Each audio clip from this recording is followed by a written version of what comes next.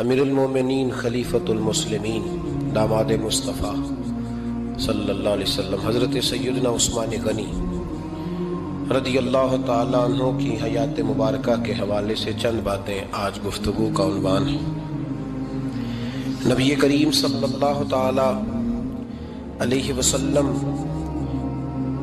نے حدیبیہ کے موقع پر 9 ہجری میں عمرے کا ارادہ فرمایا تھا، اور حضور صلی اللہ تعالیٰ علیہ وسلم اپنے کئی سو صحابہ کے ساتھ احرام باندھ کر مقام حدیبیہ پر پہنچ گئے۔ سفیر اس کو بنایا جاتا تھا جو بڑا سمجھدار اور زیرک آدمی ہوتا تھا۔ نبی پاک صلی اللہ علیہ وسلم نے اس موقع پر جس کو اپنا سفیر بنا کے بھیجا وہ حضرت سیدنا عثمان غنی رضی اللہ تعالیٰ عنہ۔ حضور نے انہیں سفیر بنا کر کے مکہ مکرمہ میں بھیج دیا اور 2 ٹارگٹ دیے اپنے سفیر کو، 2 باتیں فرمائے ایک تو جا کے مکے والوں کو بتاؤ کہ ہم جنگ کرنے نہیں آئے، اللہ کے گھر کا دیدار کرنے آئے، اور بڑے پرامن طریقے سے ہم طواف کریں گے، سعی کریں گے، عمرہ کریں گے، لوٹ جائیں گے۔ یہ ہمارا واحد ایجنڈا ہے، اس کے علاوہ کوئی پروگرام نہیں ہے۔ اور دوسرا انہیں یہ بتاؤ ان لوگوں کو جو ایک زمانے سے مکہ مکرمہ میں کفار مکہ کے ظلم سہ رہے ہیں، ہمارے وہ غلام جو یہاں بڑی تکلیف میں ہیں، ان کو یہ خبر دے دو، عثمان انہیں میرا پیغام دے دینا کہ اب تمہاری مشکلات کے دن تھوڑے رہ گئے، اب بڑی جلدی اللہ تبارک و تعالی دین اسلام کو فتح عطا فرما دے گا۔ حضرت عثمان غنی تشریف لے گئے۔ جب حضرت عثمان غنی وہاں پہنچے تو کفار نے آپ کو روک لیا۔ انہوں نے کہا کہ آپ رکیے، دیر ہو گئی۔ ادھر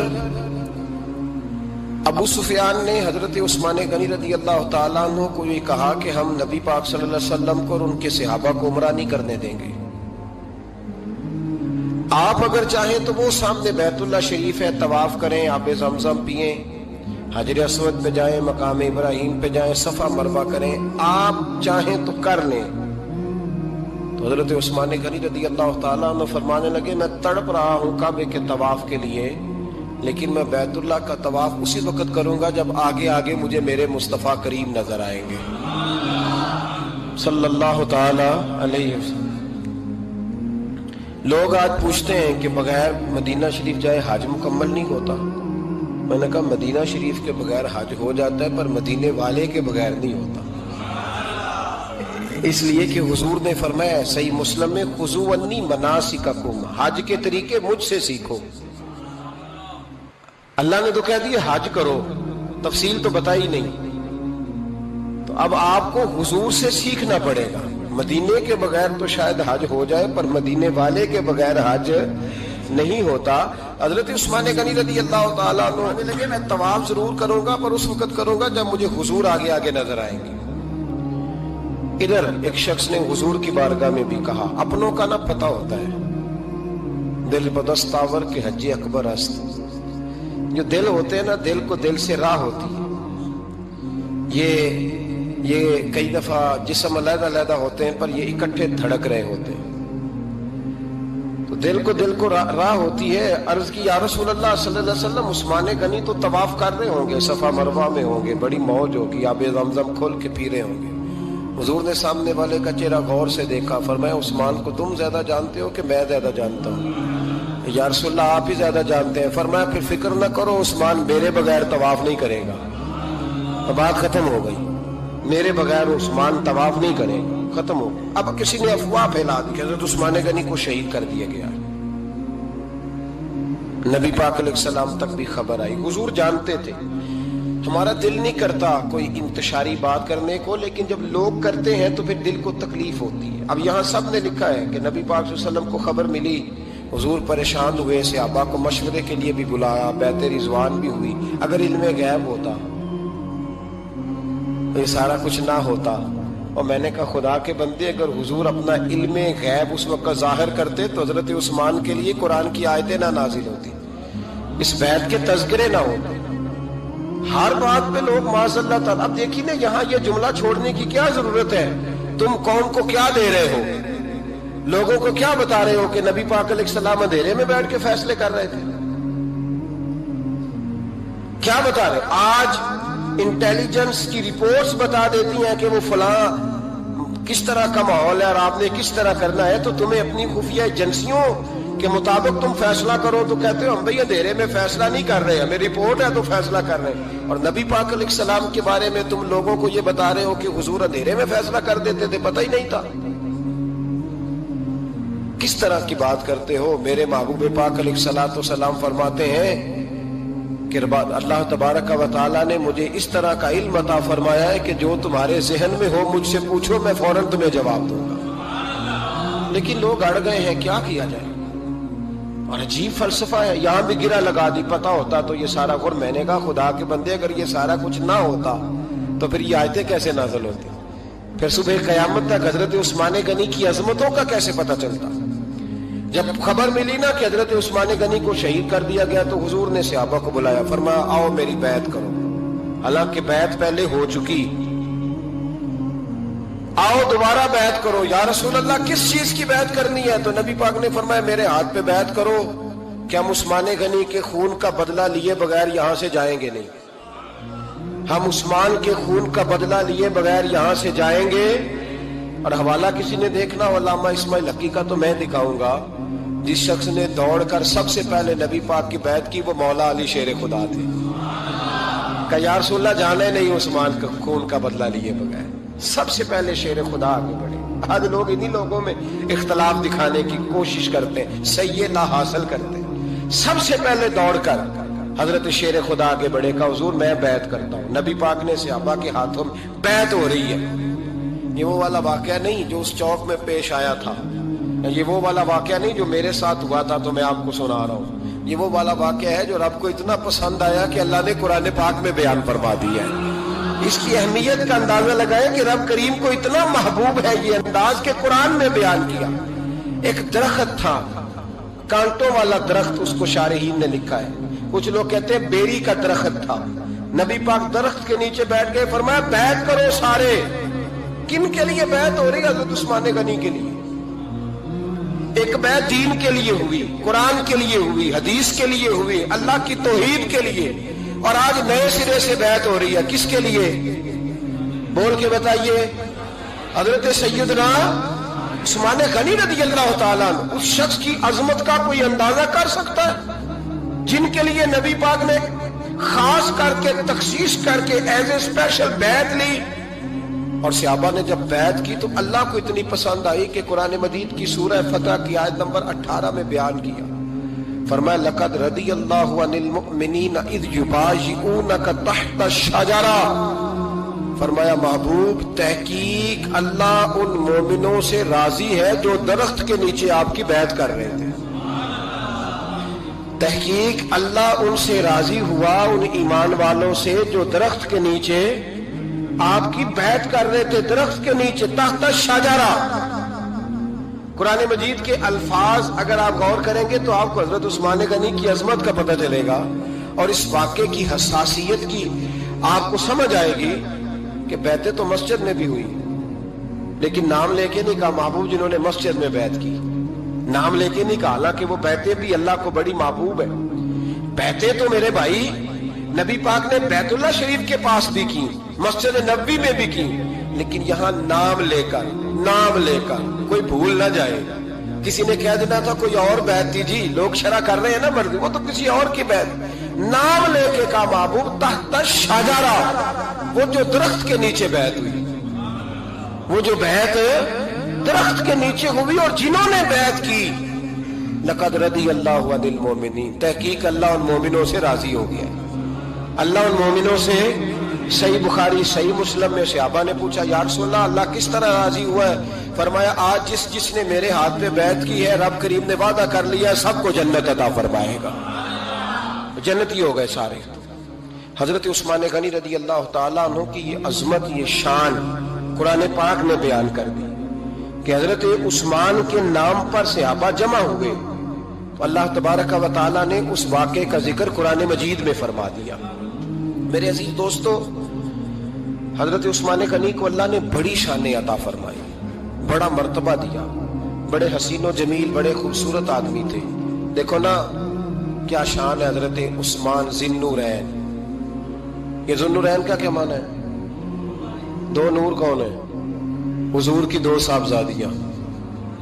اعلیٰ حضرت فرماتے ہیں نور کی سرکار سے پایا دوشالہ نور کا، نور کی سرکار سے پایا دوشالہ نور کا، ہو مبارک تجھ کو ذو النورین جوڑا نور کا۔ دو نوروں والے حضرت عثمان غنی۔ ایک بیٹی کا نکاح کیا، وہ وصال کر گئی تو محبوب نے دوسری بیٹی کا بھی نکاح کر دیا۔ یہ جو بیچارے پراپوگنڈے والے ہوتے ہیں نا، یہ پہلے دن سے صرف پراپوگنڈے میں ہی ہیں، یہ نہ محب بن سکے نہ محبوب بن سکے۔ ان کا نہ کوئی اپنا ہوا نہ انہیں کسی نے اپنایا، یہ پراپوگنڈے والے ہی ہیں، ساری زندگی چیم گوئیاں، کانوں میں باتیں، اپنا اپنا مزاج ہے نا جی، جس کے حصے میں جو ڈیوٹی آئی۔ کچھ لوگ وہاں بھی منافقین چیم گوئیاں کرنے لگے، دوسری بیٹی بھی دے دی، دوسری بیٹی بھی دے دی، دوسری بیٹی بھی دے دی۔ محبوب کے کانوں تک آواز گئی، فرمایا زیادہ باتیں نہ کرو، میری 40 بھی ہوتی۔ وہ ختم ہو گئی بات، تم 2-3 کی بات کرتے ہو۔ حدیث مبارکہ کے لفظ ہے، نبی پاک نے فرمایا میری 40 بھی ہوتی، ایک کے بعد دوسری انتقال کرتی رہتی، میں ساری عثمان کو دے دیتا۔ بات ہو گئی بھئی، اتنا بڑا مرتبہ، چین گوئیاں نہ کرو، دوسری بھی دیتی، میری 40 بھی ہوتی۔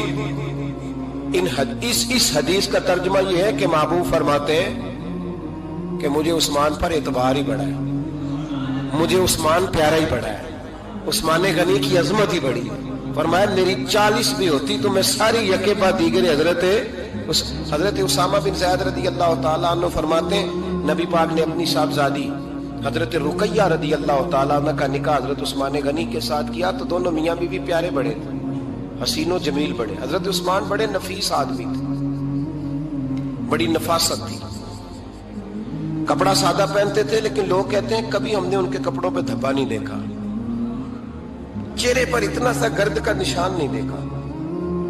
ہمارے ملک میں سب سے زیادہ خرچہ میک اپ کا آتا ہے، پتہ ہے آپ کو جی؟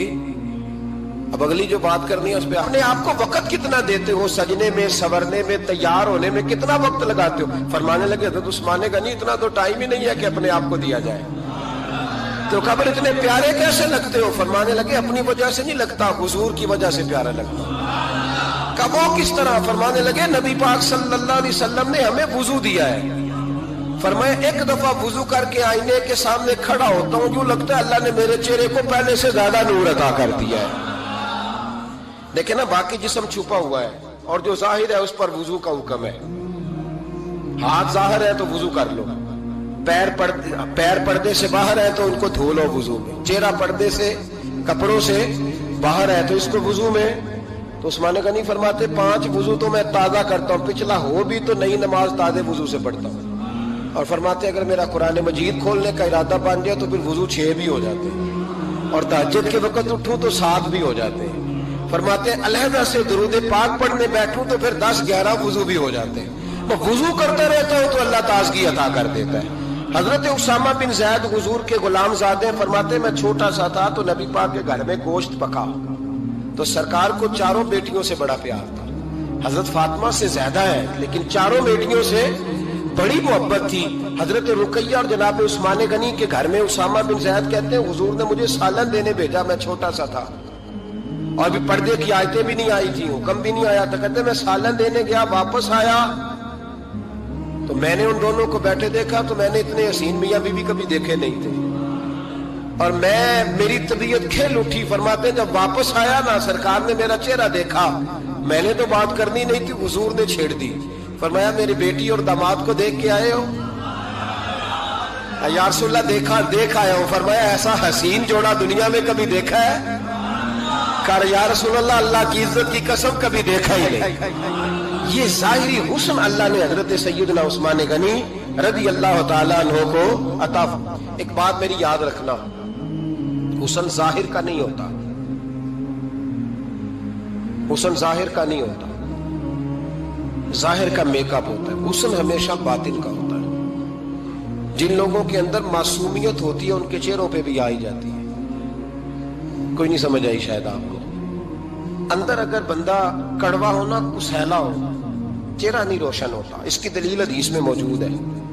نبی پاک صلی اللہ علیہ وسلم سے صحابہ نے کہا یا رسول اللہ اللہ کا ولی کون ہوتا ہے؟ فرمایا جس کا چہرہ دیکھنے سے اللہ یاد آئے. تو ولایت کا تعلق دل سے ہے چہرے سے نہیں. ولایت کا تعلق بولیے دل سے ہے, چہرے سے ولایت کا تعلق نہیں ہے. لیکن حضور نے دلیل کیا دی؟ چہرہ دیکھو تو اللہ یاد آئے. گویا محبوب نے فرمایا کہ دل اگر ولی کا ہو تو پھر اللہ تعالیٰ دل کی برکت سے چہرہ بھی نورانی عطا فرما دیتا ہے. چہرہ بھی نورانی. بہت سارے میں نے ایسے بزرگوں کو دیکھا جن کے رنگ گورے نہیں تھے پر نورانی تھے. ہمارے علامہ فیض احمد اویسی صاحب رحمۃ اللہ علیہ میرے استاد گرامی کا رنگ گورا نہیں تھا, لیکن جو بابا جی کو دیکھتا تھا فدا ہی ہو جاتا تھا. رنگ گورا نہیں تھا, گندمی تھا, لیکن کیا بات تھی چہرے کی معصومیت کی. تو یاد رکھیں حضرت عثمان غنی کے باطن میں جو حسن تھا, جو وقار تھا, وہ چہرے سے چھلکتا تھا. چند خوبیاں بڑی زیادہ تھی حضرت عثمان غنی میں, بہت زیادہ تھی چند خوبیاں. ایک بہت بڑی خوبی حضرت عثمان غنی کی جس کو نبی پاک نے بڑا چاہا, وہ تھا حضرت عثمان غنی کا سخی ہونا. مالا والے سخی نہیں ہوندے. مالا والے سخی ان کے پاس تو پیسہ وافر ہوتا ہے, کسی وقت 10,000 کا تعاون کاری دیتے ہیں کسی کے ساتھ. وہ سخی نہیں ہوتے بھائی. کسی ایک بندہ 1.5 کروڑ کی اسامی ہے تو کسی کو 20,000 کا تعاون کر دے, سخاوت تھوڑی ہے. کروڑوں روپیہ اس کے پاس پڑا ہوا ہے. مالا والے سخی, یہ میاں صاحب نے کہا, مالا والے سخی نہیں ہوندے. سخیاں کل مال نہیں ہوندا. سخیاں کل مال ہے اس لیے کہ جمع کریں گے تو رہے گا نا, وہ سخی جمع کرتا ہی نہیں. مالا والے سخی نہیں ہوندے. سخیاں کل مال نہیں ہوندا. ایتھے اوتھے دوویں جہانی سخی کنگال نہیں ہوندا. حضرت عثمان غنی رضی اللہ تعالیٰ عنہ فرماتے ہیں کہ جس دن حضور نے تبوک کے لیے جیش اسرا کے لیے اعلان کیا نا, تو حضرت عثمان غنی فرماتے ہیں کہ حضرت ابو بکر صدیق تو سارا مال لے آئے تھے, جناب عمر آدھا لے آئے تھے, مولا علی شیر خدا نے جی کھول کے دیا تھا, لیکن 800 گھوڑے بما پالان کی ضرورت تھی. یعنی 800 فوجیوں کا خرچہ, اپنے لفظوں میں بات کر رہا ہوں. فوجی کا خرچہ کیا ہوتا تھا کہ فوجی کا گھوڑا بھی چاہیے, گھوڑے کے ساتھ کجاوا بھی چاہیے, تلوار بھی چاہیے, نیزہ بھی چاہیے, تیر بھی چاہیے, لوہے کی جیکٹ بھی چاہیے. حضرت عثمان غنی کہتے ہیں نبی پاک نے اعلان کرنا شروع کیا. ایک دفعہ اعلان کیا تو میں نے کہا حضور 200 فوجی کا خرچہ میرا. تو نبی پاک نے دوسری دفعہ اعلان کیا تو کوئی اٹھا ہی نہیں. جنہوں نے دینا تھا وہ تو سارا کچھ پہلے ہی دے چکے تھے, کوئی اٹھا نہیں. کہتے مجھے بڑا عجیب لگا کہ میرے مصطفیٰ اعلان کریں. حضرت عثمان غنی فرماتے ہیں, شاہ ولی اللہ صاحب نے ازالت الخفا میں لکھا ہے کہ یوں پکڑ کے کہتے ہیں میں نے اپنا نا گریبان پکڑ لیا, عثمان تیرے نبی کو اعلان کرنا پڑ رہا. کہتے 1000 فوجی کا خرچہ چاہیے تھا, 1000 کا. عثمان کہتے ہیں تیسری دفعہ حضور نے اعلان کیا تو کہا یا رسول اللہ 200 اور ڈال لے. سنو سخی کس کو کہتے ہیں. حضرت عثمان غنی رضی اللہ تعالیٰ عنہ فرماتے ہیں میرے پاس کل خرچہ میرے پاس 800 فوجیوں کا تھا, میں سارا کچھ بھی گھر سے لے آؤں تو 1000 میں پھر بھی پورا نہیں کر سکتا تھا. لیکن جب نبی پاک نے چوتھی دفعہ کہا نا کہ اٹھو بھائی ابھی خرچہ چاہیے, عثمان کہتے ہیں مجھے لگتا تھا میرے گریبان پھٹ جائے گا. یار میرے محبوب کو اعلان کرنا پڑ رہا ہے. عثمان غنی فرماتے میں اٹھ کے کھڑا ہوا, میں نے کہا حضور اب آپ نے اعلان نہیں کرنا, آپ 1000 ہی میرے کھاتے میں ڈال دیں, میں سب کا بندوبست کرا دوں گا. فرماتے میں نے 200 فوجی کا خرچہ پکڑ دکڑ کے پورا کیا. 200 کا خرچہ. غریب اصل میں اللہ سے تجارت نہیں کرتا اس لیے امیر نہیں ہوتا. غریب اللہ سے تجارت کرے نا, اللہ سے, اس کے رستے میں 200 دے کے 70 گنا کی امید رکھے یہاں بھی وہاں بھی, پھر امیر ہو جائے. یہ تجارت نہیں کرتا, یہ کہتا ہے اللہ کے رستے میں امیر خرچ کریں گے, میری نہیں ڈیوٹی. حضرت عثمان غنی کہتے ہیں میرے پاس 800 کا بندوبست تھا, میں نے 1000 کا دیا. حضور تشریف لے گئے. فرماتے ہیں جہاد سے جب واپسی ہوئی نا, ایک ایسا سودا تھا جس میں سے مجھے نفع کی امید ہی نہیں تھی, پر اللہ نے مجھے 11 گنا نفع عطا فرمایا. مالا والے سخی نہیں ہوندے, سخیاں کل مال. دیکھیں نا جنت البقیع,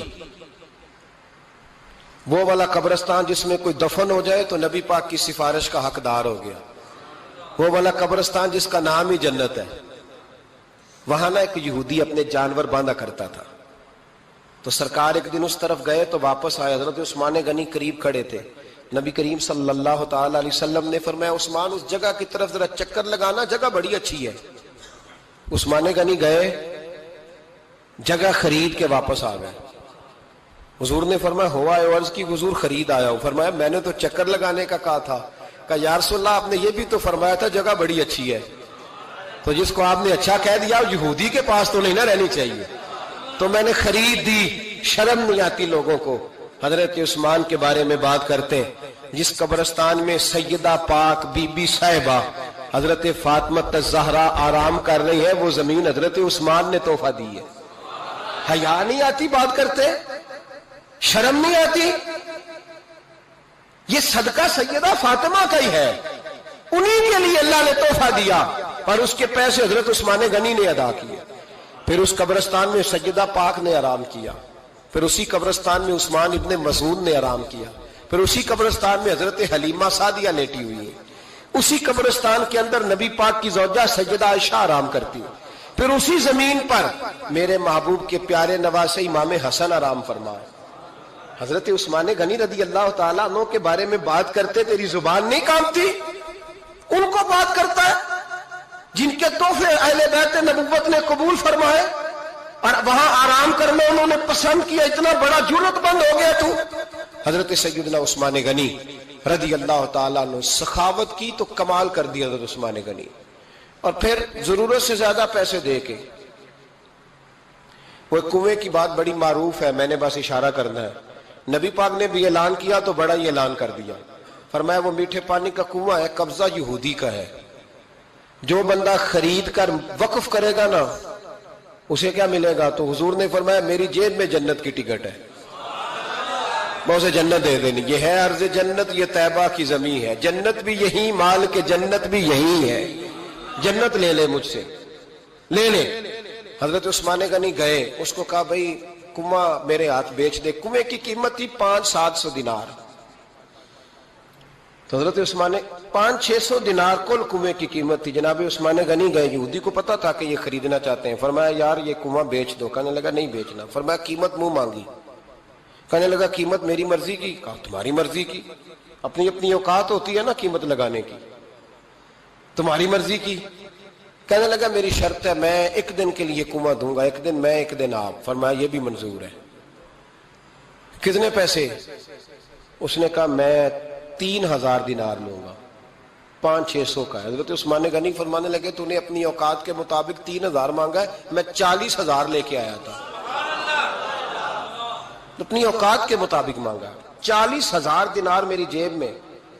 یہودی کہنے لگا عثمان تو تاجر ہے، اور عام تاجر نہیں، عالمی سطح کا تاجر ہے، لوگ تیری تجارت کی مثالیں عرب میں دیتے ہیں، پر 500-600 کا کنواں اور 40,000؟ فرمانے لگے مسئلہ کنویں کا نہیں، مسئلہ مصطفیٰ کے فرمان کا ہے، وہ جو حضور کا فرمان پورا کرنا ہے نا، اس کے لیے 40,000 تھوڑے ہیں، میرے پاس تھے ہی اتنے جو لے کے آیا ہوں۔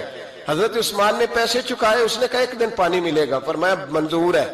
وہ ایک دن بیچا کرتا تھا پانی، حضرت عثمان نے اعلان کر دیا جو میرا دن ہے نا فری پیو، اپنے بھی پیو، بیگانے کا اعلان کوئی نہیں کرنا، میرا کوئی پروگرام نہیں۔ لیکن آپ مطلب ہلکا ہلکا ایسے ایسے دیکھیں گے، سوچیں گے، غور کریں گے، او بھائی پیسہ بھی بانٹنے سے، چلو بولو تو صحیح نا، اس پر بھی آپ حامی تو بھرے نا، سچی بات کر تو لینی چاہیے نا۔ چلے عمر آپ 2 سال کے بعد کر لینا، 6 سال کے بعد کر لینا، پر ہاں نہ تو صحیح کرے نا، پیسہ بھی ہمیشہ بانٹنے سے۔ ملا رومی رحمت اللہ علیہ فرماتے ہیں کنویں سے سادہ پانی نکل جائے تو تازہ آ جاتا ہے، اور اگر پانی کنویں کے اندر رہے سارا ختم نہ ہو تو باسی ہو جاتا ہے۔ اس لیے فرمایا کرتے تھے میں اس کنویں سے پانی پیتا ہوں جس پہ رش زیادہ ہوتا ہے، اس لیے کہ وہاں سے پانی ختم ہوتا ہے تو تازہ آتا رہتا ہے۔ فرماتے تو اللہ کے رستے میں سارا خرچ کر دے، اللہ تازے عطا کر دے گا اور پہلے سے زیادہ عطا کر دے گا۔ میرا آپ کا مسئلہ یہ ہے کہ تجارت بندوں کے ساتھ ہے، بندوں کے ساتھ جو تجارت ہے نا، بندے کنجوسی کر جاتے ہیں، بندے کا تو صحیح کام چل جائے تو پارٹنر کو فارغ کر دیتا ہے، یہ تو فارغ ہے، اور اگر کبھی کسی کی دکان میں کوئی کرایہ دار اچھا اس کی دکان چل جائے تو مالک کہتا ہے تو جا اب دکان میں نے خود کھولنی ہے، وہ فارغ کر دیتا ہے۔ بندوں کا تو مزاج اور اللہ تبارک و تعالیٰ سے جب تجارت ہوتی ہے نا، میں نے ایسے لوگ دیکھے جن کے گھروں میں لاکھوں روپیہ ماہانہ آتا ہے، غربت نہیں جاتی. ان کو سوچنا چاہیے کہ کثرت والا پیسہ آیا ہے پر برکت والا نہیں آیا. حضرت عثمان غنی رضی اللہ تعالیٰ عنہ فرماتے ہیں کہ پہلے بھی میں بڑا تاجر تھا، لیکن جب سے مصطفیٰ کے نام پر خرچ کرنا شروع کیا، پھر کہاں سے آیا کب. اور بڑی سیانی بات فرماتے ہیں، آپ فرماتے ہیں میں کلمہ پڑھنے سے پہلے تجارت کو وقت زیادہ دیتا تھا، اور مسلمان ہونے کے بعد میں نے تجارت کو ٹائم تھوڑا دیا، پر اللہ نے روزی مجھے زیادہ عطا فرمائی. اس لیے برکت پر ہماری توجہ نہیں رہی، غیبی خزانوں پر خیال ہم نے چھوڑ دیا ہے. غیبی خزانوں سے جو چیز ملتی ہے وہ زیادہ ملتی ہے، جو مادی ذرائع سے ملتی ہے وہ چیز کم ہوتی ہے. حضرت عثمان غنی پر الزام لگا جب آپ کا دور حکومت تھا. یہ یاد رکھیں کہ سب سے زیادہ الزامات حضرت عثمان غنی پہ لگائے گئے. جن بندوں کے قد کاٹ زیادہ ہوتے ہیں ان کے خلاف پراپوگنڈے بھی لمبے چوڑے ہی ہوتے ہیں. بڑی بات یاد رکھنا. کہا گیا کہ حضرت عثمان لوگوں کو نوازتے بڑا ہے، بڑا دیتے ہیں حضرت عثمان غنی. تو حضرت عثمان غنی فرمایا کرتے تھے حکمران تو میں آج بنا ہوں تو میں تو پہلے بھی بڑا دیتا تھا، وہ کس خزانے سے دیتا تھا؟ آپ جواب دیا کرتے. دیکھیں ذرا، لاکھوں لوگ حج کرنے آتے تھے، پر حضرت عثمان غنی حج کرنے جاتے تو اعلان کر دیتے کہ کوئی حاجی حج کے موقع پر آ کے کھانا نہ پکائے، سب کو کھانا عثمان غنی اپنی جیب سے دیا کریں گے. مینا میں لنگر کھانا ہوتا تھا حضرت عثمان غنی کا، مینا میں. فرماتے تھے کھاؤ حاجیو جتنا کھا سکتے. اور پھر حضرت عثمان غنی کا اعلان تھا، خدام کو کہتے تھے میں آخر میں کھاؤں گا، پہلے میرے سارے آنے والے حاجیوں کو کھلایا جائے. ایک مجھ سے ایک دوست نے سوال پوچھا 4-5 دن ہو گئے. کچھ سوال ایسے ہوتے ہیں جو بندے کو چوراہے پہ لا کے کھڑا کر دیتے ہیں، زندگی میں نہ بھولنے والے سوالات ہوتے ہیں. ایک شخص نے سوال پوچھا، کہنے لگا اوکاڑے دینی اور مذہبی گھرانہ ہے، اوکاڑے سے تعلق ہے، میرے ساتھ محبت کا رشتہ ہے. کہنے لگے بیٹی کی شادی کر دی ہے راول پنڈی میں. آپ کی بھی بیٹیاں ہیں، میری بھی بیٹی ہے. بیٹی کی شادی کر دی ہے راول پنڈی میں. اب بچی چند دن رہنے آئی ہے. پوچھنا یہ ہے کہ نماز پوری پڑے گی کہ قصر پڑے گی؟ تو میرا تو اس نے کام کر دیا، حد ہو گئی. رو رو کے برا حال. میں نے کہا یار تو بند کر دے فون، رات کو بتاؤں گا. کیا پوچھ لیا یار تو نے؟ بیٹی مسافر نہیں ہوتی، بیٹی تو مہرانی ہوتی ہے باپ کے گھر کی. تو بیٹی مطلب کیسے بتاؤں کہ دل کرتا ہے کہ بیٹی وہ صرف ہنسے، وہ روئے کبھی نہ. یہ دعا ہوتی ہے. تو نے اتنا بڑا سوال کیوں کیا؟ بہرحال علماء کو کچھ چیزوں کے جواب دینے پڑتے ہیں. میں نے کہا میں رات کو بتاؤں گا. رات کو پھر فون آیا کہ آپ وہ بڑی جلدی جواب دینے کے عادی ہیں تو دیر کیوں کر دی؟ تو میں نے کہا یار جواب تو میرے پاس تھا لیکن ہمت نہیں تھی ابھی. تو میں نے کہا کہ اگر تو بیٹی آئی ہے والد کے گھر میں اور ابا جی کا پروگرام ہے اسے جائیداد میں سے حصہ دینے کا، تو پھر تو بیٹی نماز پوری پڑے گی. لیکن اگر ابا جی نے علیحدہ کر کے انگوٹھا لگوانا ہے تو پھر بیٹی مسافر ہے. اگر ابا جی نے اس کو علیحدہ کر کے انگوٹھا لگوانا ہے نا کہ دے دے بھائیوں کو، خیر ہے تیری شادی پہ خرچہ کر دیا ہے. اگر ابا جی کے دل میں نے کہا یہ ابے سے فتویٰ پوچھ لو، اگر ابا جی کے دل میں چور ہے نا کہ بیٹی کو دینا کچھ نہیں، تو پھر بیٹی نے نماز قصر پڑھنی ہے. اس لیے کہ پھر وہ وہاں حصے دار. اس کی دلیل حضرت عثمان غنی رضی اللہ تعالیٰ عنہ حج کے لیے تشریف لے گئے تو لوگوں نے حضرت عثمان غنی سے کہا کہ نبی پاک بھی قصر نماز پڑھتے تھے، حضرت عمر بھی حج کے موقع پر قصر پڑھتے، حضرت ابو بکر بھی، آپ کیوں پوری پڑھتے؟ فرمایا ان کا مکے میں گھر کوئی نہیں تھا، میرے تو پورے کے پورے باغ ہیں، تو میں یہاں مسافر نہیں ہوں، میں یہاں مقیم ہوں. تو اگر تو بیٹی کا حصہ بھی ہے ابا جی کے گھر میں تو پھر وہ نماز پوری پڑے گی. لیکن اگر ابا جی نے اللہ تعالیٰ خیر فرمائے بیٹوں کے حق میں فیصلہ سنا دیا ہے اور انہوں نے بیٹی سے کہہ دیا ہے کہ چھوڑ، جو بیٹیاں حصہ لیتی ہیں ان کے بھائی نہیں ملتے تو نہ ملے بھائی، کوئی عرض نہیں. ضروری ہے ظالم بھائیوں سے رابطہ رکھنا جو کھا جائے بہنوں کا حصہ. والد ظالم ہے، ظالم ہے باپ، بیٹے کو حصہ دیتا ہے بیٹی کو نہیں دیتا. اور یہ 1.5 مربے والے جاگیردار کی بات نہیں کر رہا جس کا 4 مرلے کا مکان ہے، اس کی بیٹی کا بھی حصہ بنتا ہے. کیوں کھاتے ہو بیٹیوں کا حصہ؟ ڈر نہیں آتا اللہ تعالیٰ سے؟ کیوں کھاتے ہیں لوگ بیٹیوں کا حصہ؟ جب اللہ رسول نے رکھا ہے تو کیوں کھا جاتے؟ اور پھر کہتے ہیں جناب بڑا پیار ہے بیٹی سے، رونے دھونے کے لیے پیار ہے؟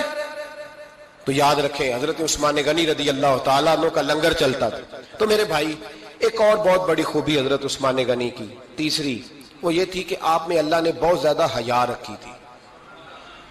آج نا اگر آپ ناراض نہ ہو تو ہماری حکومتوں میں جو بدتمیز زیادہ ہوتا ہے اس کا عہدہ زیادہ ہوتا ہے، اس کو اچھا عہدہ ملتا ہے جو بدتمیزی زیادہ کرتا ہے۔ اور ہمارے ہاں نوجوان سمجھتے ہیں کہ کھل کے پھرنا، کھل کے کھانا، مرضی کا لباس پہننا۔ ہمارے ایک بزرگ فرمایا کرتے تھے جب سے پیسے لوگوں کے پاس زیادہ آئے ہیں لباس چھوٹے ہو گئے، پیسہ زیادہ آ گیا کپڑے جسموں پہ سکڑ گئے۔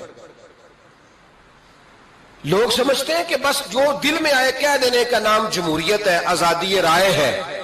حضرت عثمان غنی رضی اللہ تعالیٰ عنہ شرم و حیا کے پیکر تھے، بڑا پیسہ تھا، بڑا کچھ تھا، لوگ ڈرتے تھے، سردار بھی تھے، جو چاہتے کر سکتے، روب طاری ہوتا۔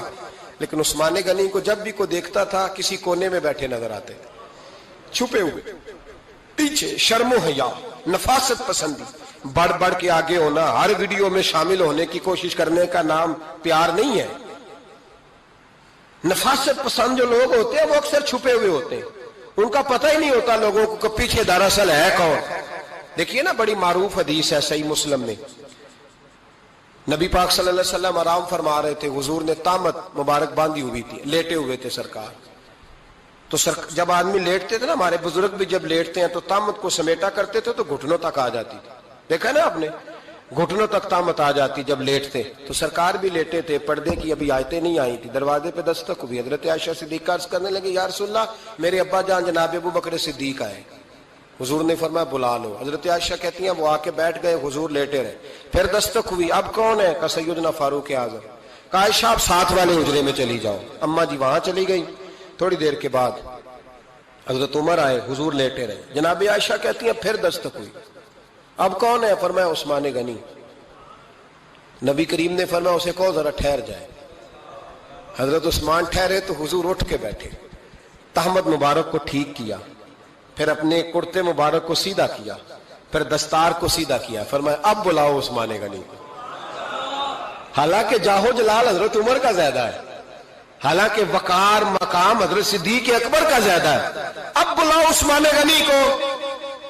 حضرت عثمان غنی رضی اللہ تعالیٰ عنہ آئے، بیٹھے، بات چیت ہوئی، تینوں چلے گئے۔ حضرت عائشہ صدیقہ کہتی ہے میرے ذہن میں سوال رہ گیا، میں نے عرض کی یا رسول اللہ صلی اللہ تعالیٰ علیہ وسلم وہ دو لوگ آئے، آپ بیٹھے رہے، عثمان آئے تو آپ نے اہتمام کیا، کیا لفظ ہے اور لفظوں میں تاثیر ہے، اور جملے دو کہے نبی پاک نے لیکن کتنا بڑا ان کا مرتبہ بیان کیا۔ فرمایا عائشہ میں اس شخص سے حیا نہ کروں جس سے اللہ کے فرشتے بھی حیا کرتے ہیں، میں اس سے حیا نہ کروں جس سے اللہ کے فرشتے بھی حیا کرتے ہیں۔ حضرت عثمان غنی فرمایا کرتے تھے میں نے جب سے حضور کا چہرہ دیکھا ہے دوبارہ پلٹ کے اپنی شرمگاہ بھی کبھی نہیں دیکھی، گویا میں نے اپنی آنکھوں کا وضو نہیں توڑا جب سے حضور کا۔ فرماتے جب سے یہ ہاتھ نبی پاک کو بیعت کے لیے دیا ہے پھر گندگی میں نہیں جانے دیا میں نے سیدھا ہاتھ۔ حضرت عثمان غنی فرمایا کرتے تھے میں اپنے گھر کے اندر اپنے غسل خانے میں چار دیواری کے اندر بھی کپڑوں سمیت غسل کرتا ہوں، مجھے حیات یہ غسل خانے میں بھی کپڑے۔ اور سنو ایک اور بڑی بات اہم، آپ فرمایا کرتے تھے میری جو محرم عورتیں ہیں نا، محرم پھپھی خالہ، میری جو محرم عورتیں ہیں، فرمایا کرتے تھے میں نے کبھی ان کے بھی چہرے آنکھ بھر کے نہیں دیکھے، ان کے بھی چہرے کبھی میں نے آنکھ بھر کے نہیں دیکھے۔ جو میری محرم عورتیں ہیں پھپھی خالہ، فرماتے تھے ان سے بھی جب بات کرتا ہوں تو میں چہرہ جھکا کے۔ ہمارے ہاں تو کزن ایک دوسرے سے سلام لیتے ہیں، لڑکیاں لڑکے کزن ایک دوسرے سے سلام لیتے ہیں۔ بچیاں آیا کرتی تھی تو میری کبھی کبھی مجھے بتایا جاتا تھا، میں نے ایک پابندی لگا دی، بچیاں جب مدرسے میں آتی تھی کہ جو دور سے بچی آئے اس کو جس آدمی کا نام لکھا ہو بتایا جائے وہی لینے آئے۔ ایک دن مجھے اطلاع دی گئی کہ آپ تھوڑی دیر آئیں، میں گھر گیا تو مجھے بتلایا گیا کہ ایک بچی ہے تو اس کو جو پہلے لینے آتا تھا وہ نہیں آیا، کوئی اور آیا۔ میں نے اس کے بھائی کو فون کیا کہ آپ لینے نہیں آئے، کہنے لگے یہ کزن ہے ہمارا، اس کے ساتھ بھیج دیں آپ، ہمارا ہی کزن ہے، خالہ زاد ہے۔ میں نے کہا یار آپ کہاں ہو؟ کہنے لگے مجھے 20-25 منٹ لگ جائیں گے. تو میں نے کہا ابھی کلاسیں بھی جاری ہیں تو آپ ہی آ جانا خود ہی. میں نے کہا سب آپ بھیج دیں, مجھے اعتبار ہے اس پہ. میں نے اس کو ایک بات کہی جو آپ کو بھی کہتا ہوں. میں نے کہا یار تمہیں اعتبار ہے تو اللہ رسول کو اعتبار کیوں نہیں؟ انہوں نے کیوں غیر محرم بنایا؟ عجیب تماشا ہے.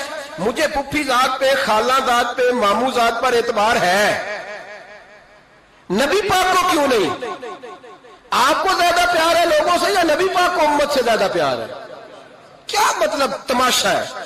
کیا مزاج بنا لیا میں نے اور آپ؟ نبی پاک نے ایک شخص پر اعتبار نہیں کیا, پر میں اس سے پردہ کرو. آپ نے اور میں نے کیسے کر لیا؟ نبی پاک نے خالہ ذات, پھپھی ذات, دیور پر, جیٹ پر, سالے پر, بہنوئی پر اعتبار نہیں کیا, پابندی لگا دی. تو نے کیسے کیا؟ تجھے تیرے دل میں زیادہ درد ہے, تو زیادہ دین کو سمجھنے لگا ہے, انسانیت زیادہ اچھل آئی ہے تیرے اندر. اعتبار کیا ہوتا؟ یاد رکھنا دنیا میں جتنے گھر تباہ ہوئے ان لوگوں کی وجہ سے نہیں ہوئے جن پر اعتبار نہیں تھا, ان کی وجہ سے ہوئے جن پر اعتبار تھا. گھر کا بیٹی لنکا ڈھائے, باہر والے آ کے کبھی بھی گھر میں کوئی نقب زنی نہیں کرتے, جب بھی کرتے اعتبار والے کرتے. میرے رسول پاک علیہ الصلوۃ والسلام کی وہ ازواج جن پر اللہ کو اتنا اعتبار ہے کہ رب کہتا ہے میرے محبوب کی بیویوں تمہاری جیسی دنیا میں دوسری ہے ہی کوئی نہیں, اللہ کو اتنا اعتبار ہے. لیکن ایک نابینا صحابی آئے تو حضور کی 2 ازواج بیٹھی تھی, تو نبی پاک نے فرمایا پردہ کرو. یا رسول اللہ وہ تو نابینا ہے. فرمایا تمہیں تو نظر آ رہا ہے نا, تمہاری آنکھیں تو کھلی ہوئی ہیں. حضور کو اعتبار نہیں تھا, بس کر دیں. سب سے بڑا ظالم وہ ہے جو کہتا ہے مجھے بیٹی پہ اعتبار ہے, وہ ظالم ہے. وہ اپنی بیٹی کے ساتھ ظلم کر رہا ہے, جو کہتا ہے مجھے اعتبار ہے, کالج جا رہی ہے, یونیورسٹی جا رہی ہے, اکیلے آ جا رہی ہے, مجھے اعتبار ہے. یہ ظلم کر رہا ہے بچی کے ساتھ. وہ تو بچی ہے, اس کا تو ذہن کمزور ہے. ہو سکتا ہے صاف دل ہو, لیکن سامنے جو شیطان چوکوں میں گلیوں میں دائیں بائیں گھوم رہے ہیں وہ تو صاف دل نہیں ہے نا, وہ تو معصوم طبع نہیں ہے نا. تو بعض اوقات بڑے اچھے نفیس بچے بھی شیطانوں کا شکار ہو جاتے ہیں. خدا کا خوف کریں. حضرت عثمان غنی کی زندگی, حضرت عثمان فرماتے ہیں جو محرم عورتیں تھیں ان کی طرف بھی آنکھ بھر کے نہیں دیکھا, اس لیے کہ وہ خاتون ہے, میں مرد ہوں, میری حیا مانے. آج لوگوں کو شوق ہو گیا عورتوں کی مجلس میں دوڑ دوڑ کے جانا, وہاں بیٹھنا, وہاں وقت بتانا. پیرانے عظام کہتے ہیں کہ وہ درویشنیوں کے بیچ بیٹھے ہیں جی, باپ بیٹی ہوتے ہیں جی, مریدنی اور پیر. میں نے کہا کوئی نہیں ہوتے, اس رشتے پر استدلال ہے. اعلیٰ حضرت فرماتے ہیں واجب ہے پردہ پیر اور مریدنی کا, یہ پردہ واجب ہے. اگر کوئی شخص اس طرح بے پردہ بیعت لے گا, بیچ میں بیٹھے گا, تو اس کا تو مرید ہونا ویسے ہی حرام ہے, جائز ہی نہیں ہے. جو سارا دن تعویذ دھاگے کے لیے بیٹھا رہے اور بیویوں سے گفتگو کرتا رہے. خدا را حضرت عثمان غنی رضی اللہ تعالیٰ عنہ کی زندگی میں جو باتیں ہمیں بہت زیادہ ملتی ہیں ان میں نفاست ہے, آپ کی حیا ہے, سخاوت ہے. ایک بات اور سن لیں, بڑا ستایا گیا حضرت عثمان غنی کو, پراپوگنڈے کیے گئے, آپ کے خلاف مہم چلی. عبداللہ ابن سبا نے بڑی مہم جوئی کی آپ کے خلاف. یہودیوں نے مسلمانوں کا روپ دھار کر بڑا آپ کو ستایا, تکلیفیں دی. جی آپ اپنے رشتہ داروں کو بڑا دیتے ہیں, فرمایا کرتے تھے جیب سے دیتا ہوں, مال خزانہ سے نہیں دیتا. حضرت عثمان غنی رضی اللہ تعالیٰ عنہ کو بڑا ستایا گیا. یہ واحد خلفائے راشدین میں خلیفہ ہے جن کا 40 دن پانی بند کیا گیا, کھانا نہیں آنے دیا گیا. لیکن کمال ہستی حضرت عثمان غنی کی.